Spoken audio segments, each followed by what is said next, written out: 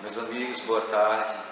Mais uma vez com muita alegria, né? Ainda impossibilitado de nos reunirmos todos aqui pessoalmente, mas uma alegria sempre retornar a essa casa, poder nessa tarde trazer para vocês, queridos mesmo amigos, queridos do coração, uma simples reflexão, na verdade replicar uma simples reflexão que veio a mim, que andei fazendo.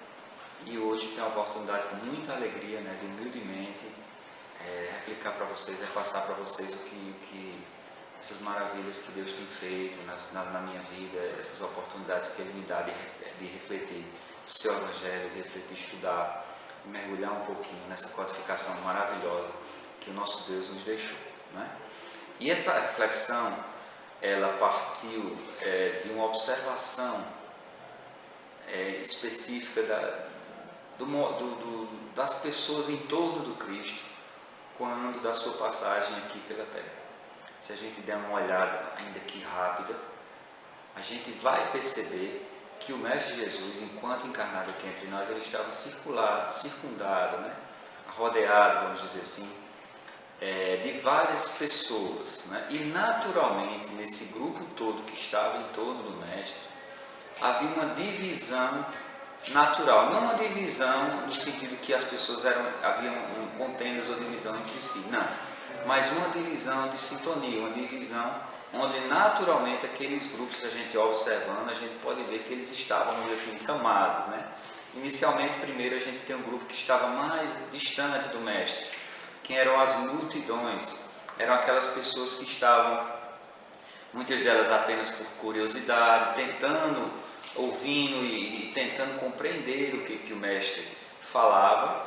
Posteriormente também aí a gente vai ver um grupo já mais próximo, né, de Jesus, que aí eram sim seus seguidores, seus discípulos, aquelas pessoas que já haviam abraçado o Evangelho, que já se consideravam seguidores de Jesus, que já estavam junto de Jesus sempre, mas que não estavam tão próximos quanto o outro grupo que existia, que era o grupo que eram os apóstolos, estes que foram escolhidos pelo Cristo, e que esses sim estavam bem mais próximos do Mestre. E ainda dentro desse grupo dos apóstolos, nós temos um grupo ainda mais próximo ao Mestre Jesus, que era Pedro, Tiago e João. Esses três, se a gente acompanhar, a gente tentar ler o Evangelho, a gente acompanhar toda aquela caminhada, a gente vai perceber que Pedro, Tiago e João eram mais próximos ainda do Mestre dentro do grupo dos 12. Né? E além dos 12, desses três, havia o discípulo que era mais próximo de Jesus, que era João, que todos sabemos e todos conhecemos como o discípulo mais amado. João, sim, tinha uma grande sintonia com o Mestre. João estava, sim, muito próximo do Mestre. Né? E eu me pergunto, e replico e repasso a vocês essa pergunta, olhando hoje a nossa comunidade cristã no mundo inteiro, nós observamos claramente que essa mesma divisão, que uma divisão como essa ainda existe, das almas, né, das almas aqui no nosso orbe, em relação ao Mestre Jesus. E dois questionamentos. O primeiro, em que nível, em que grupo nós nos assemelhamos? Uma reflexão que é para cada um. A qual grupo eu pertenceria hoje, se fosse me analisar? Sou o grupo do mais próximo, um pouquinho mais longe, do pouquinho mais longe, ou do grupo lá, que está lá nas periferias, apenas na periferia, eu digo em torno do Mestre, apenas como observador, como curioso. Esse é o primeiro questionamento. Onde eu me encontro nesse grupo de seguidores de Cristo? Em que ponto eu estou? Em que ponto eu quero estar? Isso é uma reflexão que a gente tem que estar se fazendo a todo tempo, porque essa reflexão vai nos fazer estar corrigindo a nossa rota, corrigindo a nossa caminhada. E a segunda pergunta que eu me fiz e repasso para vocês, o que é que vai me fazer estar mais próximo do Mestre Jesus? O que é que vai me fazer ser daquele grupo bem próximo, analisar todo o contexto e me sentir e entender que eu estou cada vez mais me aproximando do Mestre. E a gente vai observar claramente que esse grupo de seguidores está muito claro no Evangelho. Eles, quanto mais se assemelhavam ao Mestre, mais eles se aproximavam do Mestre por uma simples sintonia. Quanto mais eu me assemelho a Jesus, quanto mais eu busco de forma determinada, de forma irreversível, de forma concreta, me assemelhar ao Mestre, porque o Mestre para todos, ele é para nós ainda, obviamente, um grande exemplo. Jesus é o modelo, Jesus é o caminho, e para aquelas pessoas que se dedicavam, que percebiam isso, essa caminhada ficava mais próxima, essa caminhada ficava com mais frutos, essa caminhada prosperava de forma mais rápida. Seguir Jesus, imitar Jesus, ser outro Cristo, esse é o nosso objetivo. Parece, mas é muito simples, mas não é simplório. É muito refinado, é muito complexo, mas o nosso objetivo aqui é imitar o Cristo. Se a gente pegar toda a revelação de Deus para o seu povo, para nós, desde o Antigo Testamento, desde Moisés, desde as primeiras profecias, tudo vai apontar para Jesus. Tudo vai apontar para esse Mestre que nós devemos imitar, que os apóstolos imitavam ardentemente, que os apóstolos imitavam de forma determinada. Imitar o Cristo. Né? O próprio Paulo dizia, sede meus imitadores, como também eu sou de Cristo. Se a gente for dar uma olhada nas cartas, temos muitos trechos nas cartas de Pedro também, e principalmente nas cartas de Paulo, em que ele se identifica como um imitador de Jesus Cristo. E mais à frente, ele ainda de forma mais ousada, ele diz, a mensagem de Cristo estava tão intrínseca, assim, tão vivida por Paulo de uma forma tão intensa, que ele diz, sede meus imitadores como eu sou de Cristo. É uma receita simples, é uma receita que parece na verdade muito fácil para nos imitar Jesus Cristo. Não é tão fácil, mas toda essa nossa fé, tudo que temos na nossa caminhada, toda essa estrutura que Deus nos permite ter nesse orbe, nesse planeta, nessa vida, para seguir Jesus, os estudos do Evangelho, as nossas reuniões espíritas, as nossas reuniões mediúnicas, tudo isso serve, tudo isso é ferramenta, tudo isso é para promover a nossa imitação do Cristo, para promover que nós nos assemelhemos ao Cristo. É por isso que estamos aqui. A codificação espírita, naquela pergunta mais clássica e naquela pergunta mais conhecida por todos nós, a questão dele, quem é o nosso modelo? Jesus Cristo. Tudo aponta para a imitação de Cristo. Nós que já estamos num estágio diferente de fé, uma fé mais racional, uma fé mais, vamos dizer assim, menos voltada para os efeitos, para o sobrenatural, pois entendemos que muito do que dizem ser sobrenatural é natural. A nossa fé deve ser pautada nisso, nessa imitação de Cristo, se assemelhar a Jesus. E para isso nós precisamos estudar o Evangelho, para conhecê-lo mais, estudar a codificação espírita, mergulhar nessa revelação espírita que Deus nos enviou, para que a gente possa cada vez mais se assemelhar ao Cristo, porque à medida que nos assemelhamos ao Cristo, nos acercamos dele, nos tornamos mais próximos dele. E essa é a razão de nós estarmos aqui.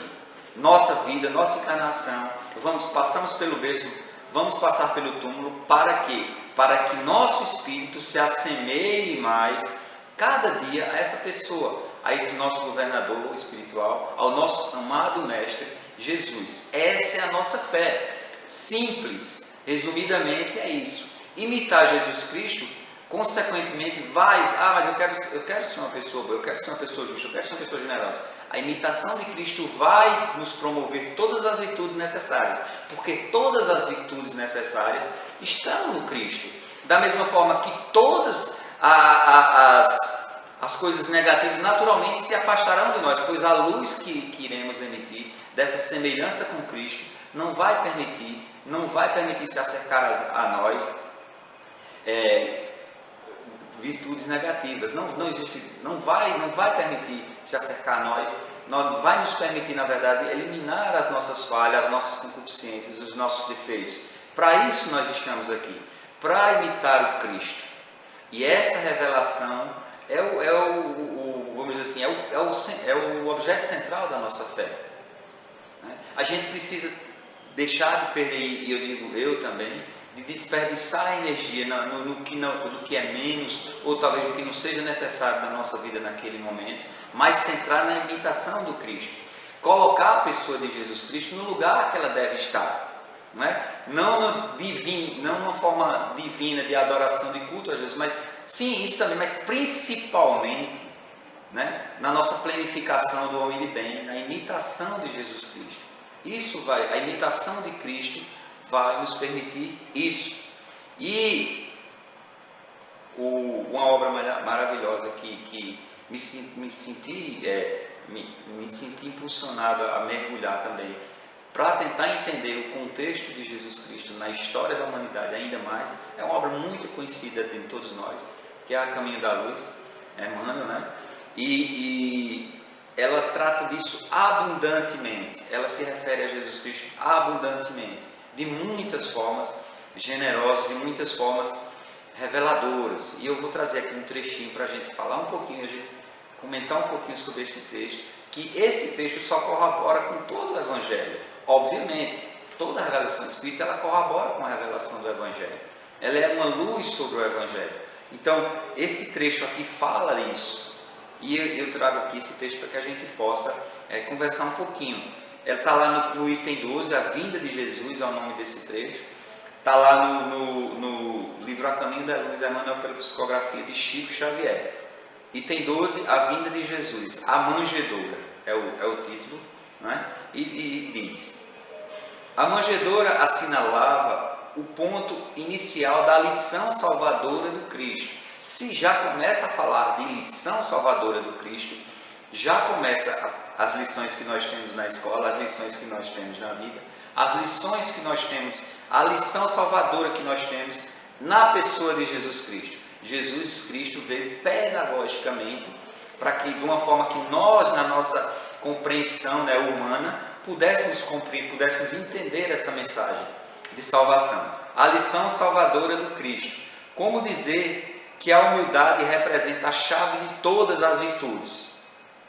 Começava a era definitiva da maioridade espiritual da humanidade terrestre, de vez que Jesus, com a sua exemplificação divina, e aqui eu dou uma pausa para a gente ver que começava a era da maioridade espiritual da humanidade terrestre. Então, a nossa relação com Deus, a relação do homem com Deus, a partir da pessoa de Jesus Cristo, a humanidade naquele momento já se encontrava pronta para receber Jesus, e a partir desse momento, aquele Deus distante, né, aquele Deus atrás do véu do templo, né, do templo de Salomão, atrás do véu do templo, ele se acerca de nós, ele se revela a nós a partir da pessoa de Jesus Cristo, com a sua exemplificação divina. E esse termo que me tocou muito, foi muito forte para mim, quando fala de exemplificação divina, porque Jesus é o exemplo a ser seguido.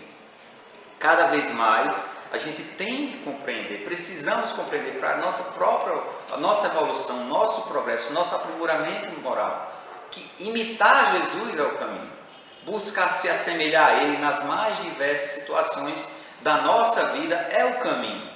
Nas mais terríveis enrascadas, nos mais complicados problemas, como Jesus agiria diante disso, como eu devo agir. É porque essa é a forma que Deus pedagogicamente nos deixou Jesus, nos trouxe Jesus, o nosso mestre, para que a gente imite as suas ações. E suas lições são diversas, completas em todas as áreas da nossa existência. Né? De vez que Jesus, com sua exemplificação divina, entregaria o código da fraternidade e do amor a todos os corações. O código da fraternidade e do amor é o Evangelho. Gira amar a Deus sobre todas as coisas, mas também, principalmente, amar ao próximo como a si mesmo. Jesus, em todas as suas ações, enquanto encarnado, deu diversos exemplos de como se relacionar com o próximo, de como agir em relação ao próximo. E se a gente fizer uma breve reflexão sobre a nossa existência, praticamente tudo vai estar relacionado ao outro, né? Ao meu próximo, à minha família, onde eu estiver, no trabalho, na escola, onde eu estiver. Jesus nos deu um código de caridade que nos mostra a forma como devemos agir. Debalde os escritores materialistas de todos os tempos vulgarizam o grande acontecimento. Isso é o que a gente mais vê hoje em dia. As mídias sociais, os grandes intelectuais, os comediantes, né? O pessoal da classe artística, da classe política, os grandes, vamos dizer assim, os grandes pensadores, vulgarizar a vinda de Cristo, né? Tornar Cristo como uma pessoa, não quero nem citar assim, os adjetivos que são usados, porque não compreendem a grandeza dessa vinda de Jesus, o tamanho desse presente que a gente recebe, ironizando os altos fenômenos mediúnicos que o precederam. As figuras de Simeão, Ana, Isabel, João Batista e José, bem como a personalidade sublime de Maria, têm sido muitas vezes objeto de injustas e maliciosas observações. Mas a realidade é que somente com o concurso daqueles mensageiros da Boa Nova, portadores da contribuição de fervor, crença e vida, poderia Jesus lançar sobre a terra os fundamentos da verdade inabalável. Então, meus irmãos, esse trecho preciosíssimo, né, de Emmanuel aponta para o que a gente vem falando nessa tarde. A importância de nos atermos ao exemplo de Jesus, de nos atermos à exemplificação do Cristo. A gente tentar ter uma fé mais pragmática, mais direta, lógico, envolvida de emoção, né? Mas envolvida de razão, de uma forma racional, entendermos muito claramente revelado no Evangelho, aliás, em toda a revelação de Deus, desde o Antigo Testamento até a codificação espírita, tudo aponta para Jesus Cristo. Esse é o caminho mais óbvio e mais claro, e a gente precisa deixar de, como eu já falei antes, de gastar energia no que não vai nos levar, talvez, a lugar nenhum. Ou mesmo que nos leve a algum lugar, nos leve a caminhos muito, muito mais tortuosos, de uma forma muito mais longa, para chegarmos aos nossos objetivos. Imitar Jesus é o caminho, imitar Jesus é de forma mais objetiva a nossa forma de seguir. Se eu estudo, se eu leio o Evangelho, se eu venho à casa espírita, se eu me dedico, né, como a gente entende que se dedica à causa do Evangelho e a gente não se assemelha ao Cristo, está errada a nossa caminhada. E aí eu e você precisamos avaliar. Se na minha família, se quando eu ajo com o outro, com o terceiro, não ajo de forma que reflita as ações do Cristo, como tem muito no centro, um em casa é outro, né? No centro é um, no trabalho é outro, não pode. Quando a gente imita Jesus, essa dimensão de transformação ela é completa.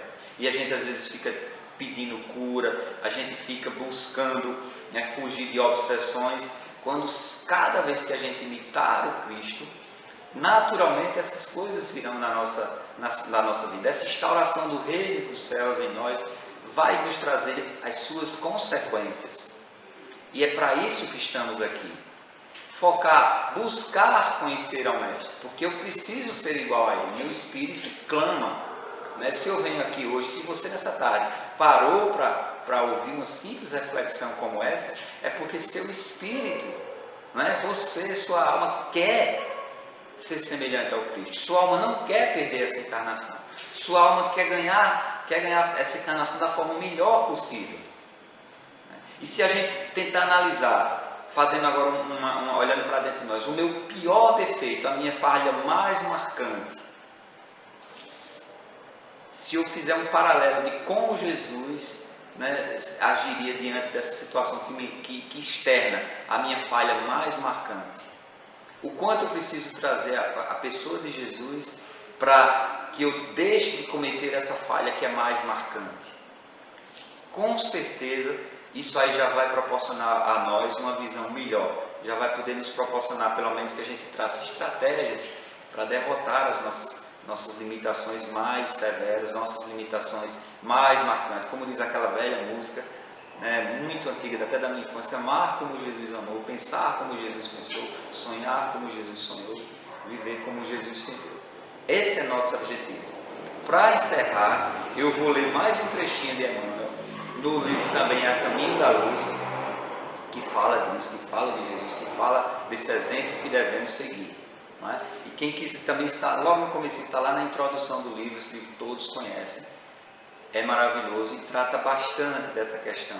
Fala de toda a história da humanidade, da caminhada da humanidade, mas quando ela refere-se ao Cristo, ela é muito preciosa, muito generosa.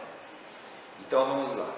Só Jesus não passou na caminhada dolorosa das raças, objetivando a dilaceração de todas as fronteiras para o amplexo universal.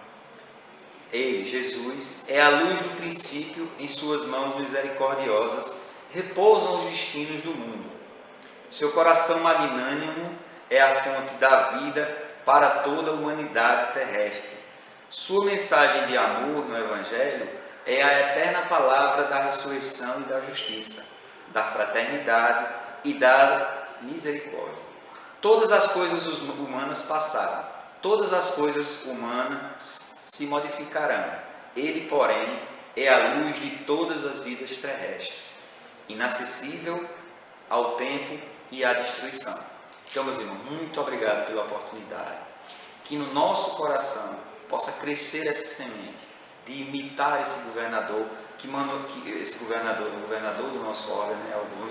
o mestre da nossa fé, o Senhor das nossas vidas, entendendo, percebendo um pouco dele nessas palavras maravilhosas de Emmanuel, que retratam a grandeza do nosso mestre, não esquecendo aquela questãozinha básica lá da 625, quem é o modelo? Jesus é o nosso modelo, esse é o caminho da nossa fé. Que o Senhor abençoe a todos nós, que o Senhor nos guarde, que o Senhor nos mostre a sua face e que o Senhor nos conceda a sua paz, assim seja. Jesus amado, Mestre Divino, nós te louvamos e agradecemos, Senhor, pela bênção da vida, pela bênção do ar que respiramos, pela bênção da tua divina misericórdia. Pai querido e amado,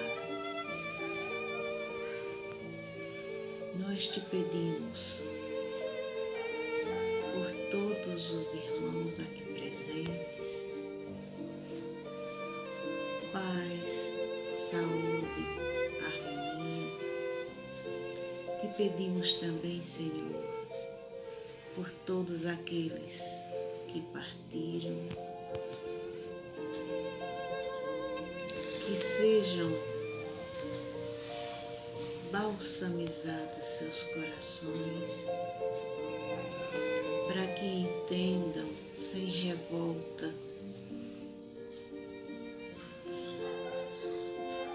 a bênção da oportunidade da vida, Senhor. Conforta, consola seus corações e todos os que fazem parte de suas vidas. Senhor Jesus, ensina-nos, Mestre amado, sermos instrumentos do teu amor e da tua paz. Permanece conosco, querido amigo, nos intuindo, nos guiando, nos fortalecendo e nos ensinando o amor para que possamos perdoar as ofensas e que possamos sempre, Senhor, agradecer a bênção dos amigos.